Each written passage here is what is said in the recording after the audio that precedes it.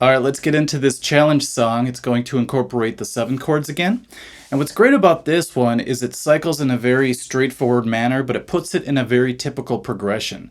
So in the future, we're going to talk about 1, 4, 5 progressions. I just kind of want to plant that seed in your head right now so that in the future, when we really study it, it's just going to sound natural to you and you're going to kind of have a head start. So what we do is we start off with the E major chord in the challenge song. And we could hold that out for 4 beats, or like the other ones, you can add whatever strum you're comfortable with. So I'd recommend either 4 downstrokes, or you can also do the down, down, down, up, down strum. That one works great for this one as well. But if you feel like you can't change in time, stick with the single strum and count to 4 whole note strums. Then we go to the A major chord. Then we go to the B7 chord. So that's going to be a very useful move, because when we go back to E, it's kind of simple from B7. Shouldn't say simple because everything's kind of tough at first, but it becomes simple. So we lift up our pinky and then we exchange our ring finger and our index finger to go back to E major. So be sure you guys have done the lessons that are before this one on the website. That way you know what the shapes are. I don't have to explain those in this video. So hopefully you're caught up on that. All right. After we do those, we repeat it. So we go E, A, B7, E again. All 4 counts each. Then we move on to A major. So we go to A. Our next chord's D. Move it over to E7, which is kind of fun from D, because the index finger just has to slide back. And then we add the middle finger, we have E7, back home to A. So when we go through the entire cycle, we do all of these twice, just so you know. There's a repeat sign at the end of each of these lines, and that's what that means, is to go back to the beginning of that line and play it again. All right, now we have the key of D, so we keep changing the home chord as we move on to the next line. So now D becomes our main chord. Then we go to G. A7 leads us back to D. So for these particular exercises, I'm going to be using this form of G. You'll see why in a little bit.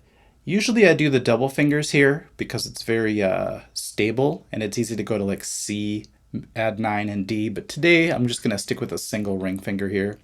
It's going to be very convenient. You'll see why. All right, so let's do that one again. D major, G major, A7, D. Our next key, we're going to go to the key of G. Now this is where it's going to make sense why we use the single finger version. Then we go to C major, D7, then we go back to G. Watch my ring finger. I just slide it forward and then I drop the other fingers down and we have G major.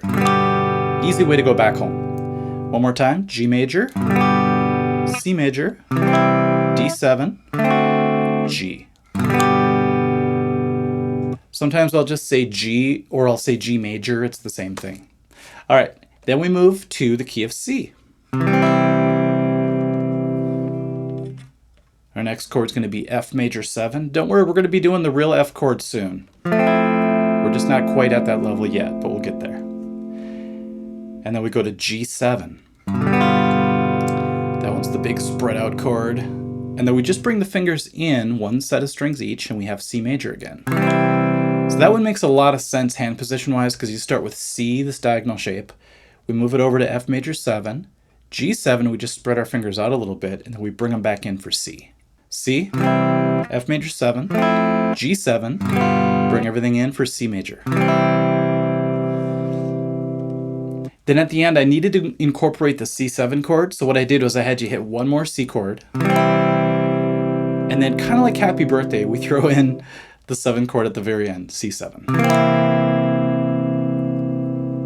Now the reason I didn't put C7 into a full circular progression like the other ones is because the chords would have had to have been F, B flat major, which we haven't learned yet.